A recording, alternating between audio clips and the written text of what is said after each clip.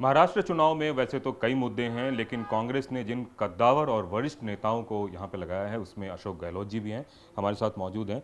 Gehlot sir, इस बार का चुनाव आपको किस तरीके का लग रहा है? महाराष्ट्र में कई सारे मुद्दे हैं, उन मुद्दों के बीच आप लोग किस तरह की बातों को लेकर जनता के बीच जा रहे हैं?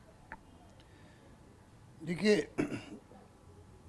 कांग्रेस का तो स्पष्ट बात है कि इशू बेस्ड राजनीति होनी चाहिए। इशू राहुल गांधी जी लगातार उठा रहे हैं, चाहे वो संविधान की बात करते हो, चाहे जाति की जनगणना की बात करते हो, आरक्षण की बात करते हो, और बाकी जो हमारी गारंटी दी है हम लोगों ने पब्लिक के लिए, वो प्रयोग राजस्थान से शुरू किया हम लोगों ने। राजस्थान में हमने जो गारंटी दी थी वो लागू भी हुई वहाँ पर, कोई जाके देख सकता वहाँ पर। कल मल्लिकार्जुन खड़गे भी बता रहे थे परसों जो संकल्प पत्र में चिरंजीवी योजना और तमाम तरह के आरोग्य योजना की बता रहे थे। बिल्कुल ठीक कह रहे हैं खड़गे साहब, ठीक कहा।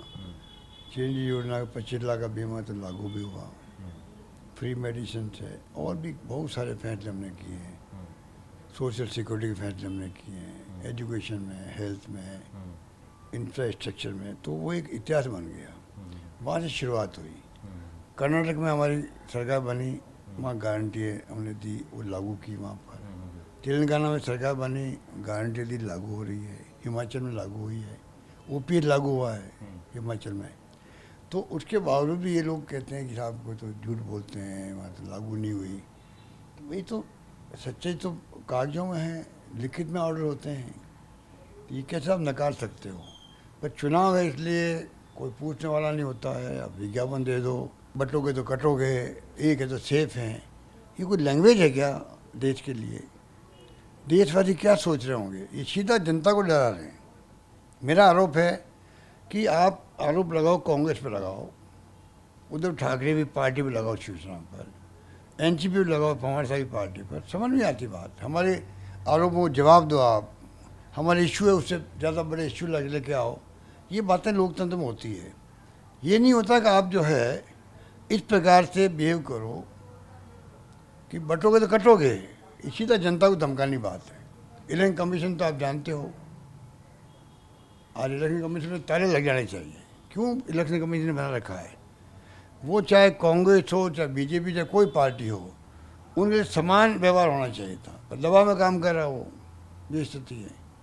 जिस तरह के बयान है पहले योगी आदित्यनाथ ने दिया, उसके बाद फिर प्रधानमंत्री ने भी कहा, और इससे भी आगे बढ़कर उन्होंने बकायदा एक एड कैंपेन चलाया, अखबारों में भी लंबे लंबे ऐड दिए इसको लेके, और उसमें भी ऐड में एक वर्ग विशेष की टोपी को नहीं दिखाया।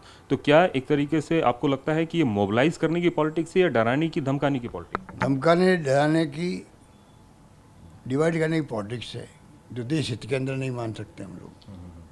देश हित में नहीं है। टेम्परेरी फ़ायदा हो जाओ, भले ही जो इनको फ़ायदा मिला है सरकार बनाने में, जिस प्रकार से बिहेव किया इन्होंने धर्म के नाम पर, जाति के नाम पर, उसका फ़ायदा इनको मिल गया।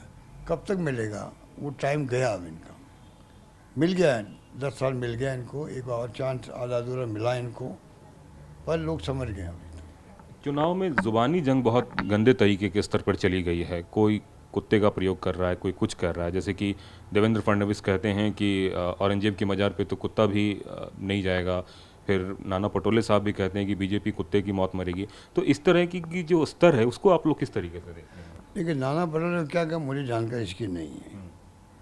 अगर फडणवीस ने जो आप कह रहे हो, बता रहे हो, बोले हैं, तो अच्छी बात नहीं है, क्योंकि लैंग्वेज काम की नहीं है। आप क्यों अनावश्यक ऐसी बातें करते हो? जो काल्पनिक बातें हैं ये। चुनाव में एक मर्यादा भी होती है, वो मर्यादा नहीं लागनी चाहिए मेरे हिसाब से। अब इस चुनाव में कुछ ऐसे भी मुद्दे हुए, जैसे संविधान को लेकर बात चल रही है। भारतीय जनता पार्टी बार बार कह रही है कि राहुल गांधी जी ने जो संविधान की प्रति दिखाई वो खाली थी, वो कोरी थी। तो एक तरीके से लोगों को भटकाने की कोशिश है। आप लोग इसको किस तरीके से देखते हैं? वो खुद ही फंस गए इसके अंदर। राहुल गांधी को नई बात तो कर नहीं रहे थे, लंबे अरसे से वो दिखा रहे हैं संविधान की जो पुस्तिका है। मेरे पास भी कोर्ट की कॉपियाँ हैं। अब बताइए, उसमें आप इस प्रकार से बातें करोगे तो खाली है पुस्तक, कागजों की है, तो इससे पोल आपकी खुली है। और कल जो खड़गे साहब ने बताया, मोदी जी का पोस्टर, जो यही किताब, यही संविधान, यही लाल रंग, वो दे रहे राष्ट्रपति जी को, दे रहे हैं कोविंद साहब को, तो क्या कहेंगे हम लोग? तो एक्सपोर्ट खुद ही हो रहे हैं लोग।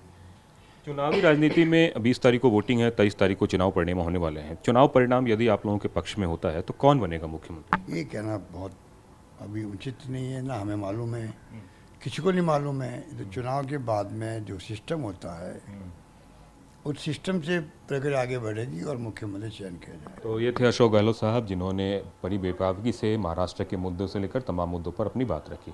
कैमरामैन सुभाषीष के साथ कुमार कुंदन, TV9 भारतवर्ष, मुंबई।